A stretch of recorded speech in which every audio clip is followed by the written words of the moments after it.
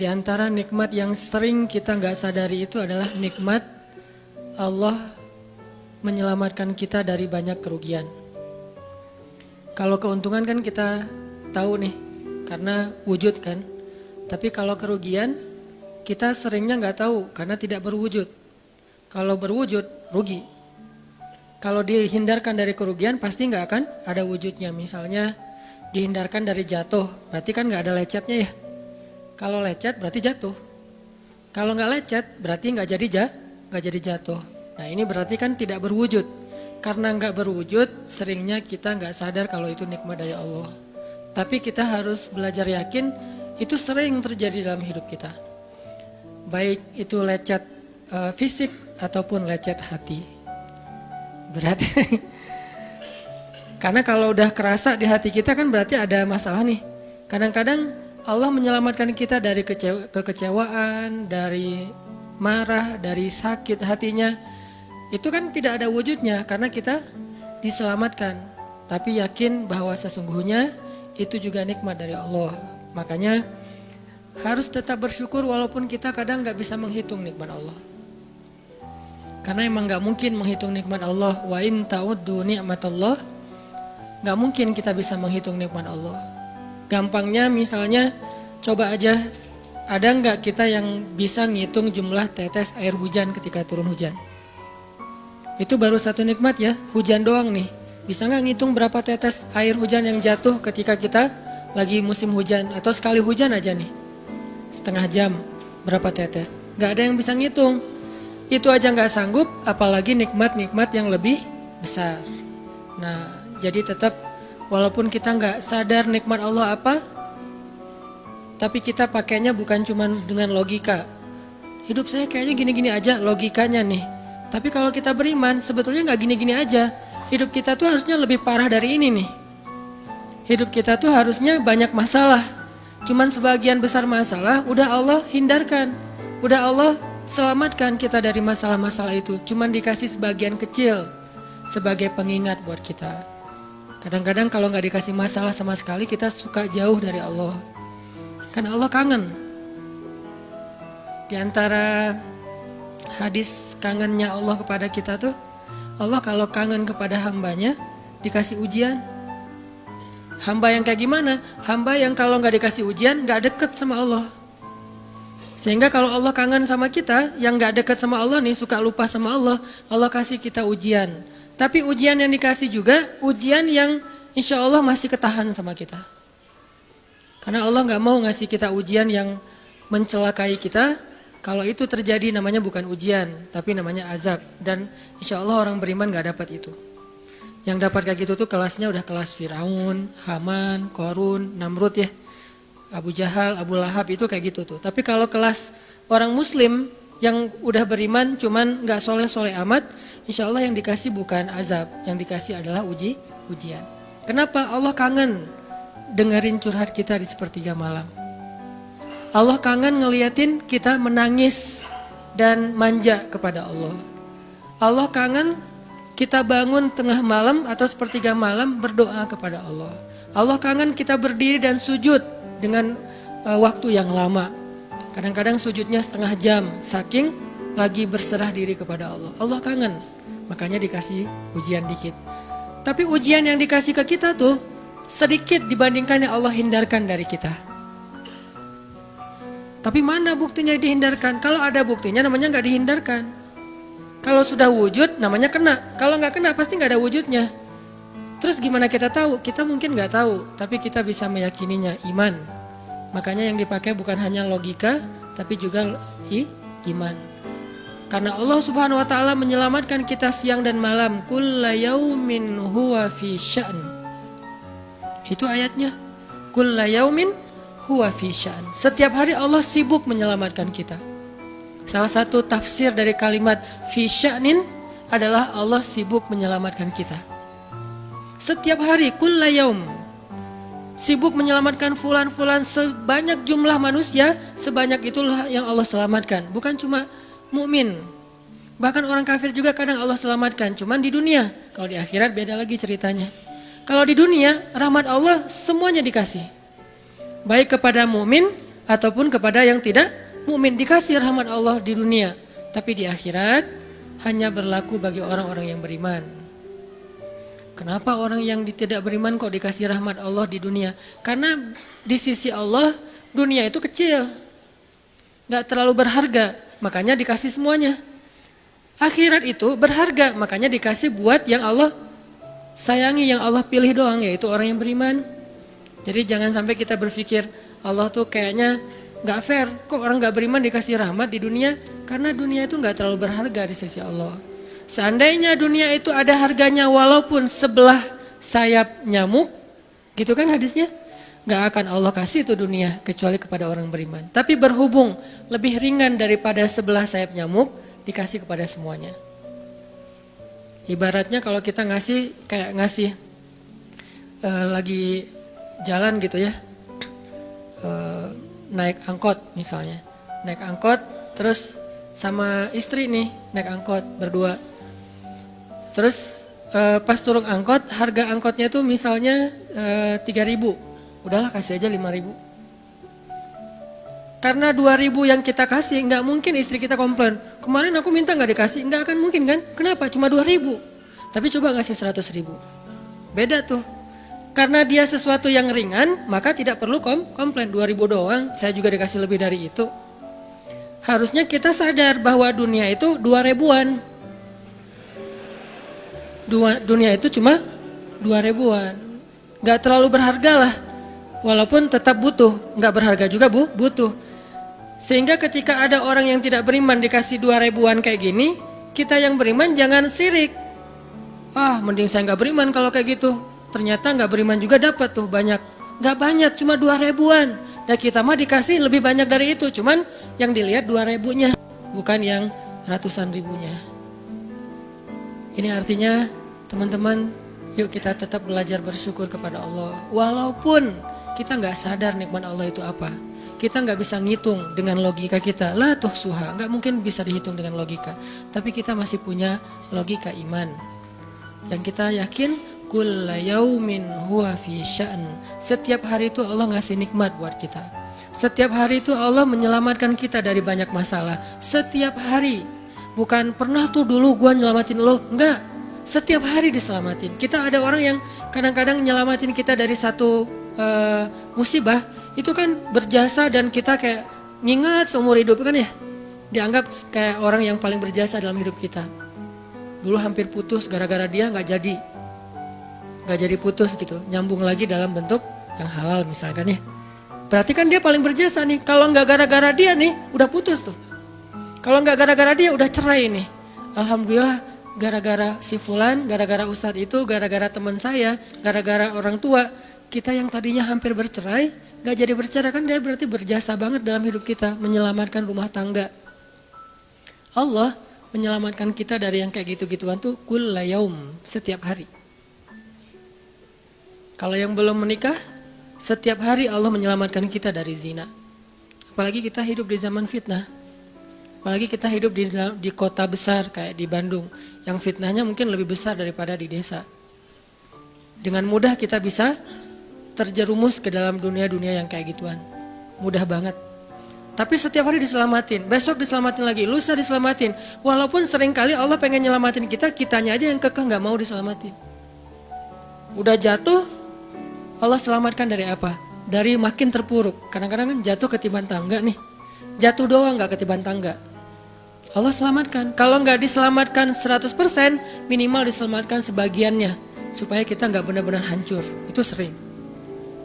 Yang pernah merasakan masa-masa kelam di masa lalunya, harusnya kan ketika kita dulu kayak gitu, kita mungkin udah mati kali ya. Yang sering tawuran misalnya, yang sering tarung di jalan, alasannya alasan sepele gitu. Kayak kemarin saya pas ke Jakarta ada acara di daerah Bintaro tuh, lagi jalan, ada tawuran pelajar, pada bawa golok, bawa samurai, bawa celurit segala macam. Kita agak-agak kaget karena kita platnya plat D gitu kan. Agak bahaya nih di Jakarta soalnya. Langsung kita gimana nih plat D, masa mau ditutup pakai tangan, gak mungkin kan ya mobil. Akhirnya la haula aja. Coba bayangin, mungkin sebagian kita pernah ngalamin masa kayak gitu dan mungkin lebih parah. Yang kayak gitu-gitu mah udah jadi kayak sarapan lah. Kalau nggak makan siang. Kayak gitu-gitu. Udah sering. Kenapa masih bisa selamat dan sekarang bisa duduk di masjid? Kalau bukan karena Allah menyelamatkan kita. Jadi kalau ada yang cerita ke saya tuh tentang pengalaman masa lalunya yang luar biasa kelam, saya tuh selalu bukan takjub ke dianya, takjub ke Allahnya. Bukan takjub karena dia bisa berhijrah, takjub karena Allah masih menyelamatkan dia dan menghijrahkan dia. Sehingga ketika dengar cerita kayak gitu, yang kita ucapkan adalah Masya Allah, Alhamdulillah. Bukan, wah hebat lo ya, dulu pernah bunuh orang, pernah ini, pernah semua dosa pernah gue lakuin dah. Itu gak perlu bangga, karena kalau dia gak diselamatin Allah, dulu udah celaka dengan dosa-dosa itu. Tapi karena Allah selamatkan, akhirnya dia diberi kesempatan. Bikin dosa dibiarin sama Allah. Bikin dosa dibiarin, bukan dibiarin berbuat dosa, dibiarin supaya dia kembali kepada Allah, dikasih kesempatan. Dan itu gak sehari, bertahun-tahun kan kita kayak gitu. Masih aja Allah biarin, masih Allah kasih kesempatan. Ini artinya teman-teman, benar kulla yaumin huwa fi sya'an. Setiap hari itu Allah selalu jagain kita. Setiap hari itu Allah selalu nyelamatin kita dari banyak masalah. Kalau yang udah nikah, mungkin di hari-hari pertama atau tahun-tahun pertama nih pengalaman pernikahan ya. Ya nggak apa-apa deh. Sedikit lah ya, saya emang nggak terlalu berpengalaman. Ada yang lebih berpengalaman dari saya lah ya. Ada sedikit pengalaman. Biasanya orang yang baru nikah ujiannya itu 3 tahun pertama. Kalau dia bisa ngelewatin masa 3 tahun pertama, insya Allah agak lebih mudah ke depannya. 3 tahun pertama ini paling berat. Apalagi kalau dia nikahnya, alhamdulillah gak pacaran. Kalau pacaran kan ujiannya udah sebelum nikah udah banyak ujian ya. Pas udah nikah ya udah selesai. Bukan udah selesai ujiannya, udah gak ada yang perlu udah hambar aja. Udah plain ya. Pernah gitu Ustaz? Enggak sih. Untung ya, untung. Alhamdulillah gak pakai pacaran. Soalnya yang pacaran diputusin melulu. Jadi yang udah pacaran lama, pas udah nikah, kita mau ngapain lagi ya? Kayaknya udah semua ya. Oh iya, udah semua. Bulan madu dari dulu juga udah sering. Kan udah agak-agak plain gitu kan. Tapi kalau yang belum nikah, belum pacaran, nikah nih. Jadi kayak benar-benar baru pacaran, cuman ada konsekuensi lain yang mungkin ini jadi kayak semacam ujian lah biar sabar. Masa-masa adaptasi, masa-masa saling mulai mengerti, oh ternyata kamu tuh kayak gini dan segala macam. Apalagi kalau baru nikah langsung LDRan kan berat banget tuh. Nikah LDRan, pacaran LDRan aja berat. Bener gak sih? Nggak ngaku Pacaran LDRan aja berat, apalagi nikah LDRan. Kenapa? Pacaran itu kan masih banyak pantangan. Nikah kan udah masih banyak ibadahnya. Tapi nggak boleh ibadah, coba gimana? Nggak sengsara tuh, merana kan? Harusnya boleh tapi nggak boleh. Yang tadinya nggak boleh aja sengsara, apalagi udah boleh. Nah ini artinya setiap hari dalam tahun-tahun pertama pernikahan kita bisa aja mengatakan, udah deh, saya talak kamu. Apalagi laki-laki.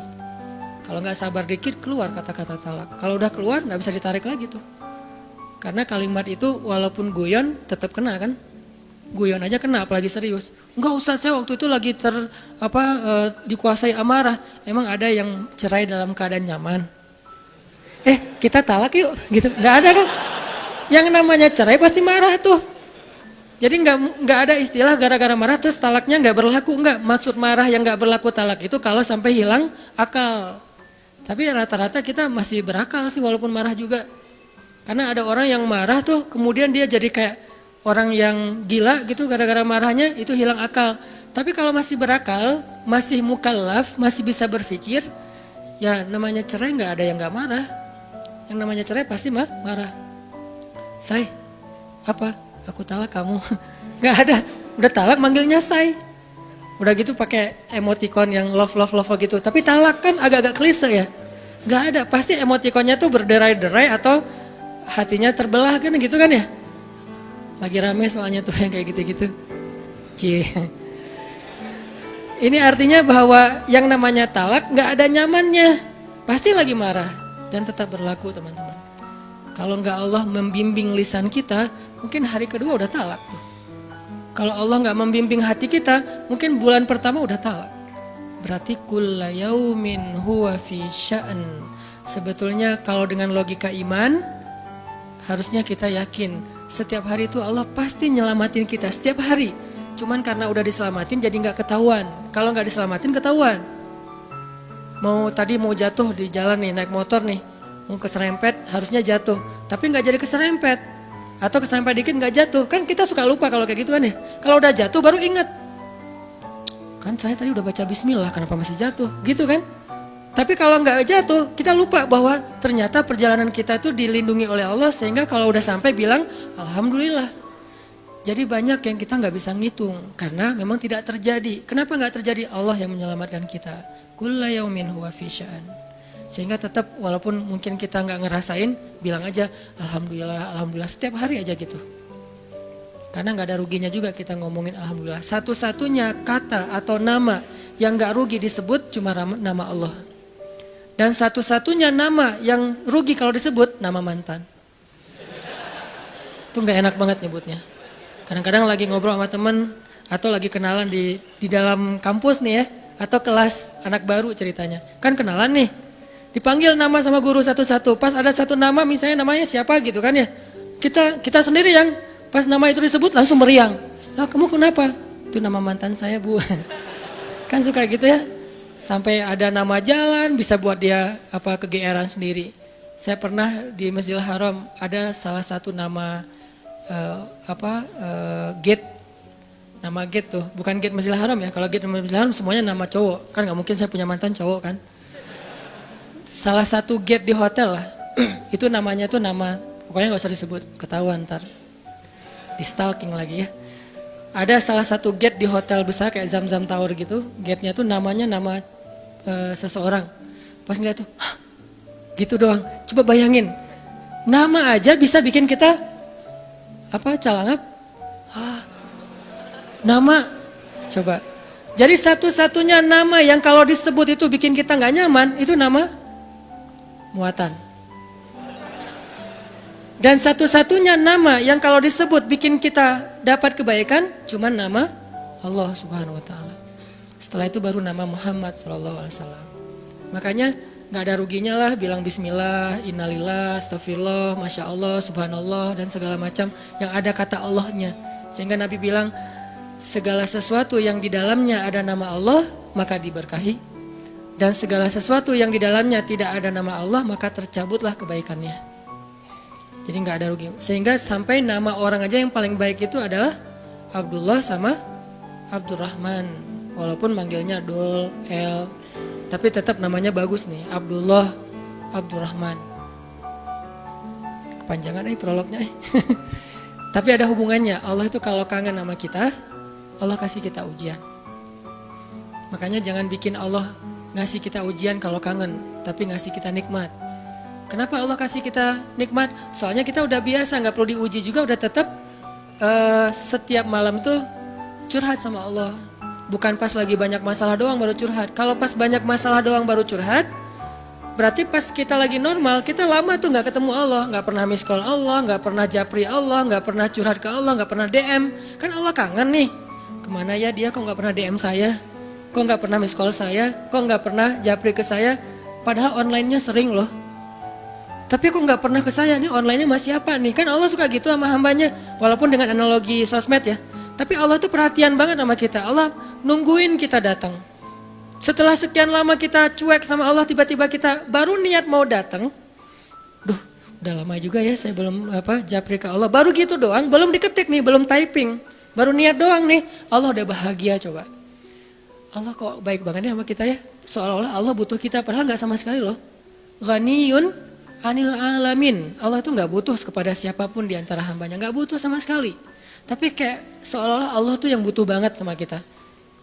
Saking baiknya Allah. Allah itu raufun, rahimun, karimun, jawadun, apalagi latifun. Nah latifun Allah tuh sangat pengen dekat sama hambanya. Itu Allah. Udah lama pergi nih.